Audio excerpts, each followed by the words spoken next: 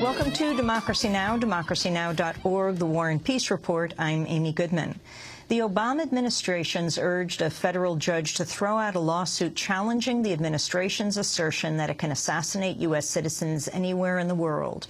Earlier this year, the Obama administration authorized the CIA to capture or kill Anwar al-Awlaki, an American-born cleric who is believed to be hiding in Yemen. With the help of the American Civil Liberties Union and the Center for Constitutional Rights, al-Awlaki's father asked a federal judge to issue an injunction and force the administration to publicly reveal its criteria for determining who can be assassinated.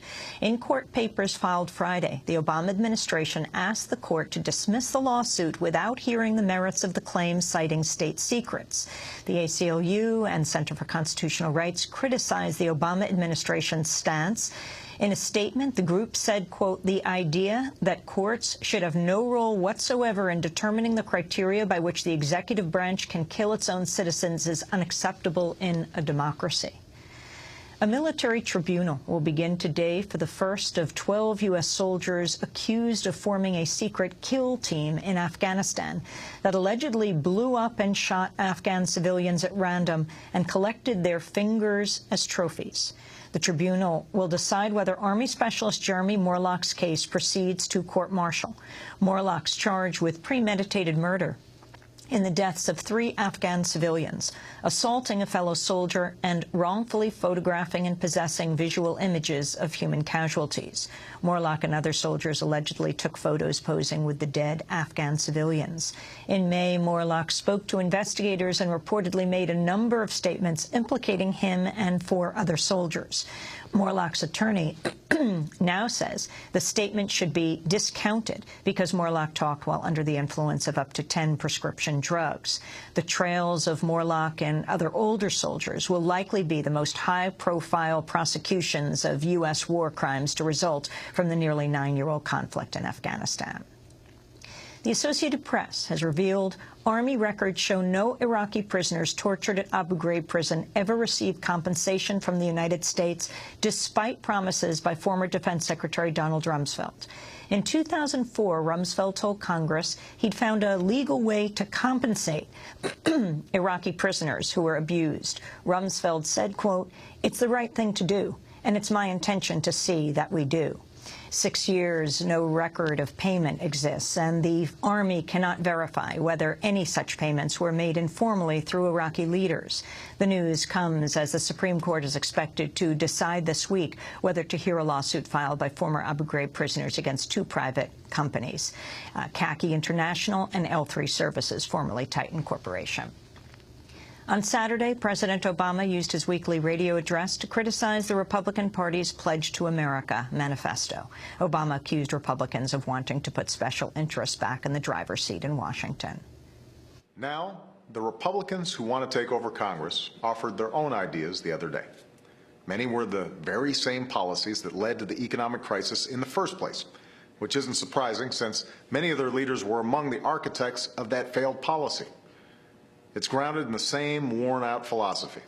Cut taxes for millionaires and billionaires, cut the rules for Wall Street and the special interests, and cut the middle class loose to fend for itself. That's not a prescription for a better future. It's an echo of a disastrous decade we can't afford to relive.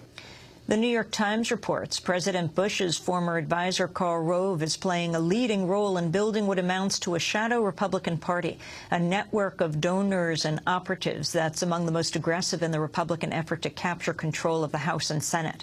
With help from former White House counselor Ed Gillespie, Rove has started the groups American Crossroads and Crossroads Grassroots Policy Strategies, which are spending millions of dollars on ads boosting Republicans in some of the most closely contested Senate races. American Crossroads is now planning a barrage of anti-democratic attack ads that will be run tens of thousands of times.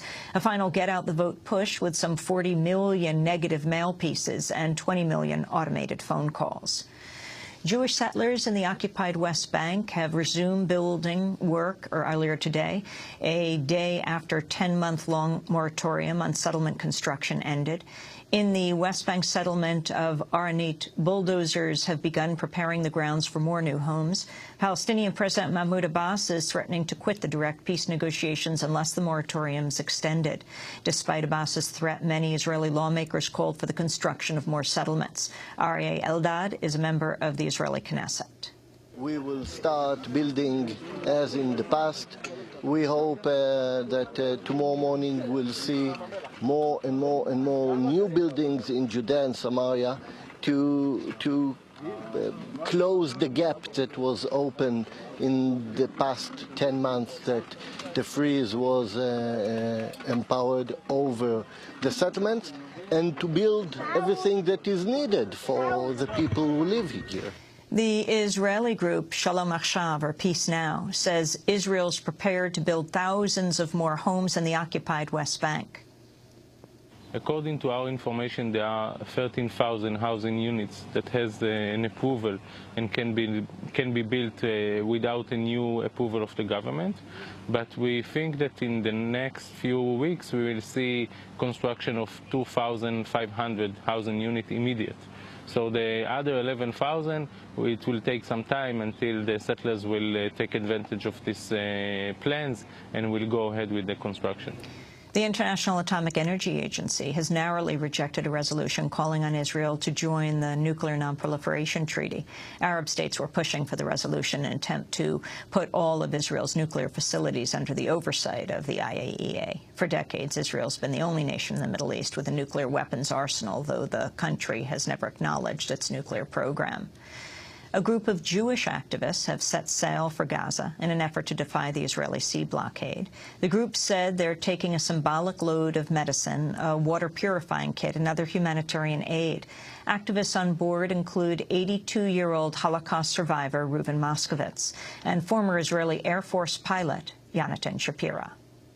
Israel's propaganda is always self-defense. Israel tries to be the victim, to put itself as a victim. This is what I received as a child, all the way throughout growing until I went to the army to fight in order to be this victim that protects himself.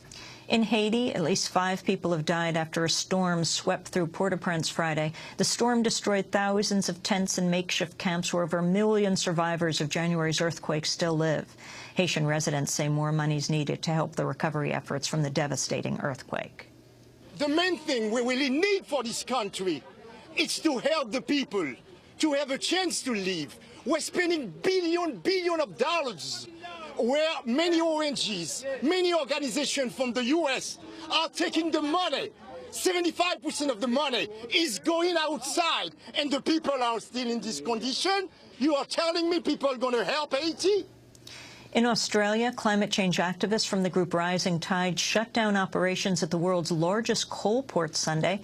Activists occupied the port in Newcastle by entering the port's 3 terminals and attaching themselves to loaders. Scores of students at Harvard University held a protest Saturday condemning the school's decision to honor Martin Peretz, the editor of the New Republic magazine. Students held signs with some of his own recent anti-Muslim remarks and then followed him out of the auditorium.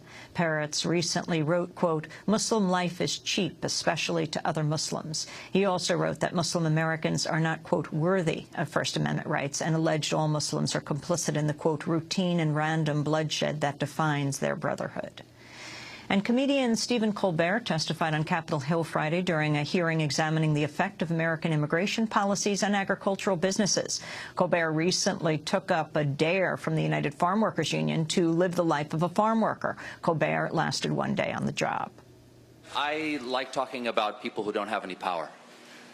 And this seems like one of the least powerful people in the United States are migrant workers who come and do our work but don't have any rights as a result. And yet we still invite them to come here and at the same time ask them to leave. And that's an interesting contradiction to me. And, you know, whatsoever you do for the least of my brothers, and these seem like the least of our brothers right now. A lot of people are least brothers right now because the economy is so hard, and I don't want to take anyone's hardship away from them or diminish anything like that. But migrant workers suffer and have no rights. Comedian Stephen Colbert speaking before Congress on Friday. And those are some of the headlines. This is Democracy Now!, democracynow.org, The War and Peace Report.